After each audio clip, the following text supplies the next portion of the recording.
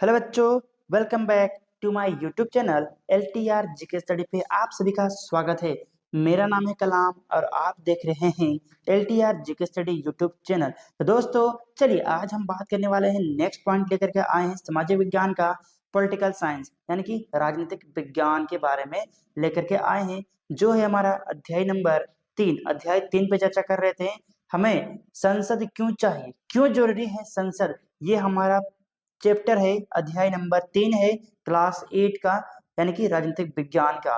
क्या है, हमें संसद क्यों चाहिए, इसके बारे में आज विस्तार से चर्चा करने वाले हैं। तो दोस्तों वीडियो को टकटकी लगा के देखना है। अगर आप चैप्टर 1 और 2 नहीं देखे हैं तो आपको डिस्क्रिप्शन में वीडियो का लिंक मिल जाएगा, आप वहां से जा करके देख सकते हैं। तो दोस्तों चलिए बिना टाइम वेस्ट के वीडियो को स्टार्ट करते हैं। Start now. चलिए अब बात करते हैं, थोड़ी जानते हैं हमें संसद क्यों चाहिए। क्या बात करते हैं, हमें संसद क्यों चाहिए, ये चर्चा में बात करते हैं। देखिए क्या है, हम भारतीयों को इस बात का गर्व है, हम भारतीयों को इस बात का गर्व है कि हम एक लोकतांत्रिक व्यवस्था का हिस्सा है। हमारा देश में लोकतंत्र है। अब लोकतंत्र का मतलब क्या होता है, पहले यही जानना है।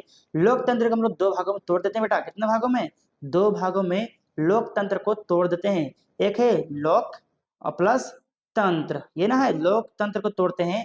तो लोक का मतलब होता है बेटा लोग यानी कि जनता, और तंत्र का मतलब होता है बेटा शासन। क्या होता है, शासन, जिसे हम शासन करता है वो शासन। तो लोकतंत्र का मतलब क्या है, लोगों का शासन, ये होता है लोकतंत्र का मतलब। देखिए इसे थोड़ा इरेज करते हैं ताकि आपको अच्छे से समझ में आ सके। अब बात करते हैं, हमारे भारत में लोकतंत्र है। निर्णय प्रक्रिया में सहभागिता और लोकतंत्र सरकार के लिए नागरिकों सहमति के महत्व जैसे विचारों के आपसी संबंध को समझाने की कोशिश करेगा। यह यही वे तत्व जो भारत में एक लोकतांत्रिक व्यवस्था का निर्माण करता है। देखिए आगे बात करते हैं, ध्यान से लगे रहिए, टकटकी लगा के देखते रहना आपको, ठीक है, ताकि आपको पूरी समझ में आ जाए। अगर आपको समझ में आ जाए तो वीडियो को लाइक कर देना है। अगर आप हमारे चैनल में नए हैं तो चैनल को सब्सक्राइब करके बेल आइकन को प्रेस भी कर लेना है, ताकि हर एक बोर्ड एग्जाम से रिलेटेड आपको यहाँ पे क्लासेस फ्री ऑफ कॉस्ट मिलती हैं, जो देखते रहिए आप। ठीक है, तो बात करते हैं, हमारी संसद देश के नागरिकों की निर्णय प्रक्रिया में हिस्सा लेने और सरकार पर अंकुश लगाने में मदद करती है। कौन, संसद की बात की जा रही है। इसी आधार पर संसद भारतीय लोकतंत्र का सबसे महत्वपूर्ण प्रत्येक एवं संविधान का केंद्रीय तत्व है। संविधान का कौन, तो संसद जो है वो संविधान का केंद्रीय तंत्र है। अगर संसद चाहता है तो वो किसी भी आर्टिकल, किसी भी अनुच्छेद को बदल सकता है। देखिए लोगों को फैसला क्यों लेना चाहिए। अब लोगों को फैसला क्यों लेना चाहिए, हमने तो सरकार चुन लिया तो सरकार का फैसला क्यों नहीं, लोगों को फैसला क्यों लेना चाहिए। देखिए बात करते हैं आगे, ध्यान दीजिएगा, एक एक पॉइंट आपके लिए काफी इंपॉर्टेंट होने वाला है दोस्तों। तो बात करते हैं भारत। भारत 15 अगस्त 1947 को आजाद हुआ। कब हुआ था, 15 अगस्त 1947 को आजाद हुआ था। दोस्तों आपको मेरे लिए आप प्यारा प्यारा सा कमेंट करना, मैं इतना मेहनत करता हूँ भाई आप सबके लिए, तो मेरे लिए तो एक कमेंट तो बनता है। आपसे फी के जगह में लाइक्स मांगा जा रहा है, आप लाइक तो दे सकते हैं, लाइक दे देना है, ठीक है। देखिए बात करते हैं 1885 ईस्वी में, 1885 ईस्वी में ही भारतीय राष्ट्रीय कांग्रेस ने मांग की थी, किसी संविधान की मांग की थी। विधायिका में निर्वाचित सदस्य होने चाहिए, क्या विधायिका में वहां निर्वाचित सदस्य होने चाहिए, इसकी मांग की थी भारतीय राष्ट्रीय कांग्रेस ने। कब किया था, तो याद रखेगा 1885 में किया था बेटा। उसके बाद बात करते हैं, गवर्नमेंट ऑफ इंडिया एक्ट के कुछ हद तक निर्वाचित प्रतिनिधित्व की व्यवस्था को मंजूरी दे दी गई। गवर्नमेंट ऑफ इंडिया एक्ट के कुछ हद तक निर्वाचित प्रतिनिधित्व की व्यवस्था की गई, की मंजूरी दे दिया गया। ये एक्ट था, ठीक है, जिसमें क्या हुआ, निर्वाचित पद्धतियों को व्यवस्था की मंजूरी मिल गई। अब बात करते हैं ईवीएम। क्या ईवीएम के बारे में बात करते हैं, इसका फुल फॉर्म होता है जिससे हम लोग वोट देते हैं, चुनाव लड़ता है कोई प्रतिनिधि तो उससे हम वोट देते हैं, कैसे? बैलेट पेपर से नहीं बल्कि ईवीएम के द्वारा देते हैं। इसको हम लोग बोलते हैं इलेक्ट्रॉनिक वोटिंग मशीन। या आम चुनाव में पहली बार इसका इस्तेमाल हुआ था पूरे देश में। इसका इस्तेमाल हुआ था किसका? ईवीएम का। इसका फुल फॉर्म क्या होता है बेटा? इसका फुल फॉर्म होता है इलेक्ट्रॉनिक वोटिंग मशीन, जो कि पहली बार आम चुनाव में यानी कि लोकसभा चुनाव में इसका इलेक्शन इसका इस्तेमाल किया गया था। हम बात करते हैं जब इलेक्शन होंगी तो उसमें चुनाव करेंगे, तो चुनाव करने का भी प्रक्रिया होगा। तो सार्वभौमिक वयस्क मताधिकार के अनुसार ही आप किसी प्रतिनिधि को चुन सकते हैं। देश के सभी वयस्क नागरिक जो 18 साल से ऊपर हैं, 18 साल आपके हो गए तो आप वयस्क हो गए, तो वयस्क नागरिक को वोट देने का अधिकार हो जाता है। किसको? जो वयस्क नागरिक है उसको, मतलब भारत के है और 18 साल का हो गया, उसको वोट देने का अधिकार हो जाता है, अपने प्रतिनिधि चुनने का अधिकार हो जाता है। अब बात करते हैं लोग बात करते हैं, तो लोग ही लोकतंत्र सरकार का गठन करते हैं। लोगों का शासन होता है ना, तो बताया ना अभी हम कि लोग ही लोकतंत्र सरकार का गठन करता है। लोकतंत्र में व्यक्ति या फिर नागरिक ही सबसे महत्वपूर्ण है। किसमें? लोकतंत्र में। याद रखिएगा। अब बात करते हैं प्रतिनिधि, किसके बारे में बात करते हैं? जिसको हम चुनते हैं, प्रतिनिधि को चुनते हैं। तो लोग ही संसद के लिए अपने प्रतिनिधियों का चुनाव करते हैं। वही लोग, भारतवासी जो वोट देते हैं, वही संसद के लिए प्रतिनिधियों का चुनाव करते हैं। वो प्रतिनिधि होते हैं जिनको हम चुनते हैं, और वही प्रतिनिधि जाकर के संसद में और एक प्रधानमंत्री चुनते हैं। देखिए, अब सरकार की बात करते हैं, तो निर्वाचित प्रतिनिधि जो चयन होकर प्रतिनिधि आए, चुन करके आए, ठीक है, निर्वाचित प्रतिनिधि में से एक समूह सरकार बनाता है, वही एक समूह सरकार बनाता है। अब वो से जो जीते हैं, सब लोग जीते जितने लोग हैं वो एक समूह बनाएगा। एक समूह बनाने के बाद उसमें एक मेयर चुनेगा, उसे अध्यक्ष बनाएगा, तो वही होते हैं पीएम, वही सरकार बनाता है। बात करते हैं अब संसद के बारे में। संसद जनता द्वारा चुने गए सभी प्रतिनिधियों के इस समूह को ही संसद कहा जाता है, जो प्रतिनिधि वहां रहते हैं। ठीक है, वही सी को क्या बोलते हैं? संसद कहते हैं, संसद भवन, जहां प्रतिनिधियां चुन करके विजय होकर जीत करके जाते हैं और वहां पे काम करते हैं, वही हमारा संसद। संसद सरकार को नियंत्रित करती है, सरकार को नियंत्रित करती है। अरे भाई साहब, सरकार को तो वही बनाता है, वही तो सरकार को चुनता है। संसद का अध्यक्ष ही तो सरकार बनाता है ना? उसका मार्गदर्शन करता है कौन? अब वही जो अध्यक्ष बना दिया वही मार्गदर्शन करेगा, पूरा का पूरा खेल स्टार्ट होगा। अब बात करते हैं संसद की भूमिका। किनके बारे में चर्चा करते हैं दोस्तों? बात करते हैं संसद की भूमिका। देखिए, ये हमारी संसद क्या है? यही हमारी संसद है। देख लो अच्छे से, ठीक है, ये हमारी संसद है। चलिए बात करते हैं भी संसद की भूमिका। बहुत ही इंपॉर्टेंट चल रहा क्लास, आप टकटकी लगा के देखोगे नहीं तो समझ में आएगा नहीं, बहुत ही इंपॉर्टेंट है, याद रखिएगा दोस्तों। अब बात करते हैं संसद की भूमिका। तो भारतीय संसद देश की सर्वोच्च कानून निर्माता स्थान है, जहां पे निर्माण होते हैं कानून की स्थान है। इस इसके दो सदन हैं। किसके? संसद के दो सदन हैं। कौन कौन है बेटा? एक है राज्यसभा और एक है लोकसभा। कौन कौन है? एक है राज्यसभा और एक है लोकसभा। देखिए, एक है राज्यसभा और एक है लोकसभा, ठीक है। दो क्या है इसके? दो सदन हैं। किसे? संसद के। बात करते हैं अभी, देखिए राष्ट्रपति भी आएंगे इसमें, बहुत ही इंपॉर्टेंट होने वाला है, देखते जाओ अभी, ठीक है। राज्यसभा में टोटली 250 सदस्य होते हैं। कितने राज्यसभा में होते हैं बेटा? 250। देश के उपराष्ट्रपति राज्यसभा के सभापति होते हैं। जो देश के उपराष्ट्रपति हैं वो राज्यसभा के सभापति होते हैं, याद रखिएगा। उसके बाद लोकसभा में कुल 545 सदस्य होते थे, यहाँ पर होते थे। अब जो दो एंग्लो इंडियन थे उसको हटा दिया गया, अब 543 कर दिया गया, याद रखिएगा। अब दो को हटा दिया गया, अब 543 है, पहले 545 था। इसकी अध्यक्षता लोकसभा अध्यक्ष करता है। किसकी? इसकी जो अध्यक्षता है लोकसभा अध्यक्ष करता है, याद रखिएगा। लोकसभा की जो अध्यक्षता है वो संसद की अध्यक्षता लोकसभा के अध्यक्ष करता है। जो हम लोग चुनते प्रतिनिधि, वही प्रतिनिधि क्या करता है? एक समूह बनाता है, लोकसभा का प्रतिनिधि समूह बनाता है और वही लोकसभा का अध्यक्ष चुन लेता है, वही इसका देखरेख करता है, संचालन करता है। अब बात करते हैं भारतीय संसद। किसकी? भारतीय संसद लोकतंत्र के सिद्धांतों में भारतीय जनता की आस्था का प्रतीक है। भारतीय जनता की आस्था के प्रतीक है। हमारी व्यवस्था में संसद के पास महत्वपूर्ण शक्ति है। किसके पास? संसद के पास। तो संसद के दो सदन कौन कौन से बेटा? तो एक राज्यसभा और एक लोकसभा, ठीक है। अब बात करते हैं नेक्स्ट निर्वाचन क्षेत्र। अब कहाँ कहाँ निर्वाचन क्षेत्र है, देखिए क्या है, देश को बहुत सारे निर्वाचन क्षेत्रों में बांटा गया है, हर जगह अलग अलग क्षेत्र बांटे गए हैं। देखिए अब बात करते हैं संसद की भूमिका। क्या बात करते हैं, संसद की भूमिका। संसद सदस्य या सांसद, जिसको हम क्या बोलते हैं बेटा, सांसद, सांसद को ही बोलते हैं एमपी, जिसको हम लोग मेंबर ऑफ पार्लियामेंट भी बोलते हैं सांसद को, जो संसद में जाते हैं, याद रखिएगा। अब बात करते हैं संसद में निम्न लोग होते हैं। संसद में निम्न लोग, संसद में दो तरह के लोग होते हैं, कौन कौन, एक जो लोकसभा से जाते हैं और एक राज्यसभा से जाते हैं। देखिए आराम से देखते जाओ ध्यान से, ठीक है। देखिए संसद में विभिन्न पृष्ठभूमि वाले लोगों की संख्या बढ़ती जा रही है। उदाहरण के लिए अब ग्रामीण भूपृष्ठ वाले सदस्यों की संख्या पहले से ज्यादा है। बहुत सारे क्षेत्रीय दलों, कौन सा, बहुत सारे क्षेत्रीय दलों वेब सदस्य भी अब बन गए हैं। जिन समूहों और तबकों का अब तक संसद में कोई प्रतिनिधि नहीं था, वे अब चुनाव जीत रहे हैं और संसद में आ रहे हैं। ये हमारी संसद, ठीक है, याद रखिएगा, देख सकते हैं आप सब। चलिए अब बात करते हैं नेक्स्ट पॉइंट की तरफ।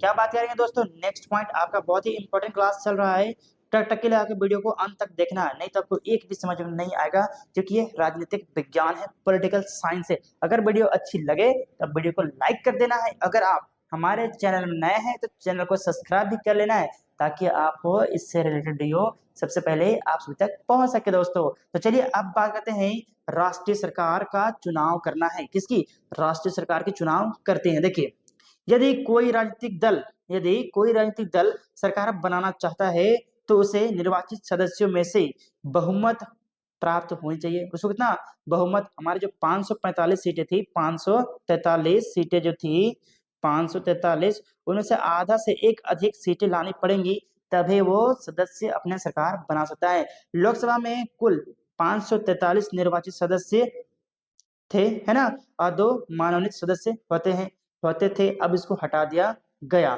इसलिए बहुमत हासिल करने के लिए लोकसभा में किसी भी दल के पास 272 सीट होनी चाहिए। तो 543 की आधी कितनी होती है, 543 की आधी 271 होती है। कितनी, 271 होती है। तो आपको 272 होने चाहिए, कम से कम 272 होने चाहिए, तभी आप सरकार बना सकते हैं। अब बात करते हैं, कार्यपालिका का चुनाव करना लोकसभा का एक महत्वपूर्ण काम है। तो यही कार्यपालिका का चुनाव करते हैं कौन, लोकसभा के सदस्य ही कार्यपालिका का चुनाव करते हैं। ठीक है, देखिए इसको थोड़ा इरेज करते हैं ताकि आपको अच्छे से फ्रेश लगे।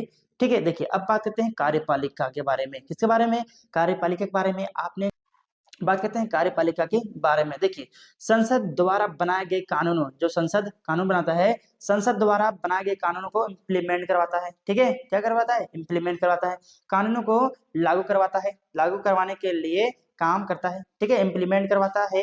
सरकार शब्द का इस्तेमाल करते हैं, क्या करते हैं, सरकार शब्द का इस्तेमाल करता है।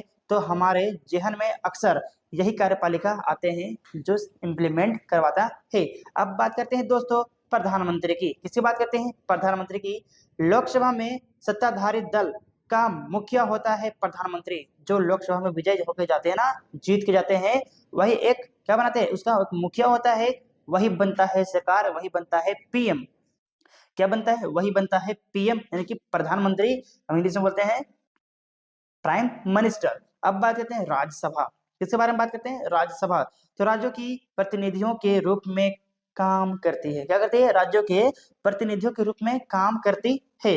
राज्यों के विधानसभाओं, आपका राज्य के विधानसभाओं के निर्वाचित सदस्य जो होते हैं, अब राज्य में किसी वोट देते हैं, तो किसकी वोट देते हैं, तो विधानसभा की, किसी विधानसभा सभा जीत के और जाते हैं, वही राज्यसभा बना के बनते हैं। ठीक है, तो राज्यसभा में 238 निर्वाचित सदस्य होते हैं। कितने, राज्यसभा में 238 निर्वाचित सदस्य होते हैं, और 12 जो है वो राष्ट्रपति क्या करते हैं, मनोनीत करते हैं। कितने, 12 राज्यसभा में। तो संसद में 2 प्रोग्राम थे ना, 2 सदन, संसद में कौन कौन, एक लोकसभा, एक राज्यसभा।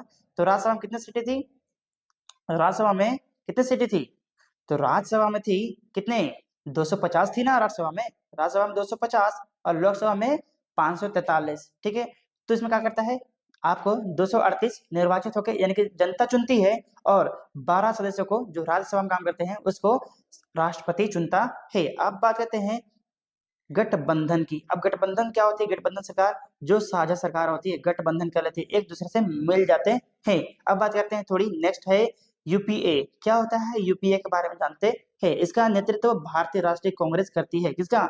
यूपीए का, जो कि 1885 ईस्वी में संयुक्त प्रगतिशीलता संगठन है। क्या है? संयुक्त प्रगतिशीलता संगठन है। अब बात करते हैं एनडीए। बहुत बार चर्चा होती है एनडीए एनडीए, ठीक है। तो क्या है इसके मतलब, क्या होता है? देखिए, इसका नेतृत्व भारतीय जनता पार्टी करती है, यानी कि बीजेपी। ये एनडीए है, ठीक है, याद रखिएगा। जिसको 1980 में बना गया है। कब? 1980 में बनाया गया है। और ये कब है? 1885, यानी कि हमारे भारत आजाद होने से पहले बन चुके हैं भारतीय राष्ट्रीय कांग्रेस, और ये बीजेपी पार्टी है, याद रखिएगा। उसके बाद बात करते हैं राष्ट्रीय जनतांत्रिक संगठन, इसको बोलते हैं हम लोग, क्या बोलते हैं? राष्ट्रीय जनतांत्रिक संगठन, ठीक है। अब बात करते हैं हम लोग, अब बात करते हैं प्रश्न का। इसके माध्यम से संसद सरकार के कामकाज के बारे में जानकारियां हासिल करती है। सवाल पूछ के, प्रश्न पूछ करके जो संसद है वो सरकार से पूछती है कामकाज के बारे में कि कैसा काम चल रहा है, ठीक चल रहा है कि नहीं चल रहा है, इसके बारे में, ठीक है।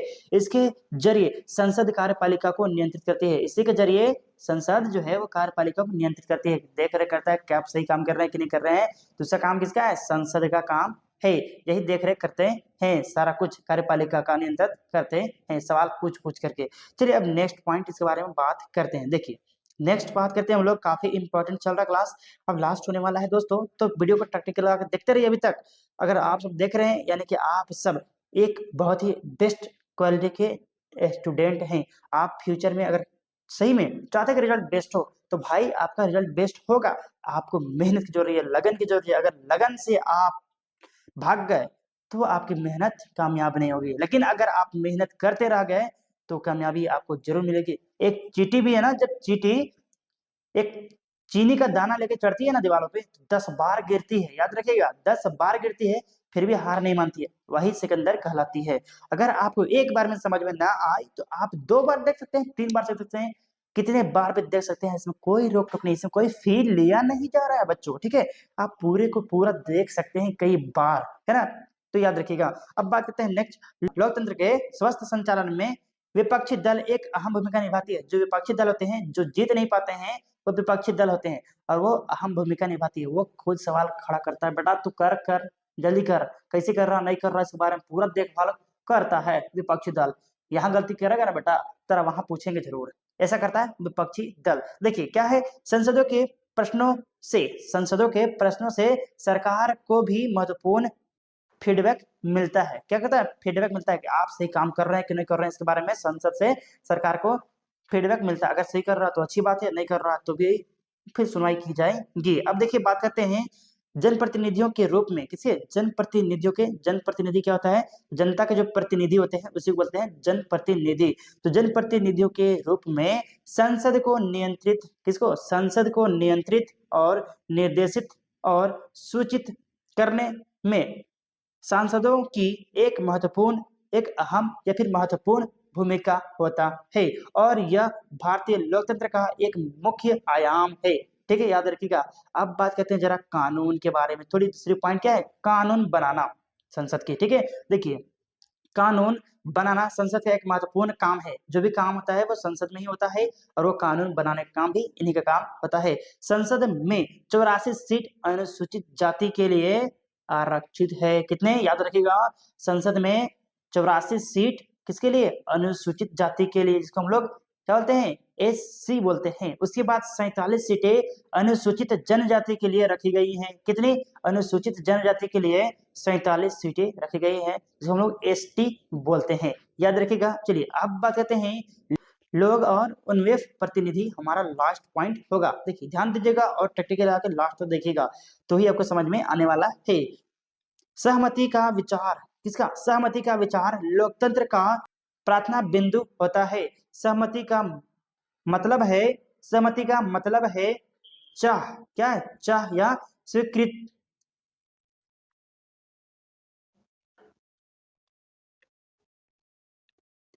स्वीकृति और लोगों की हिस्सेदारी, याद रखिएगा।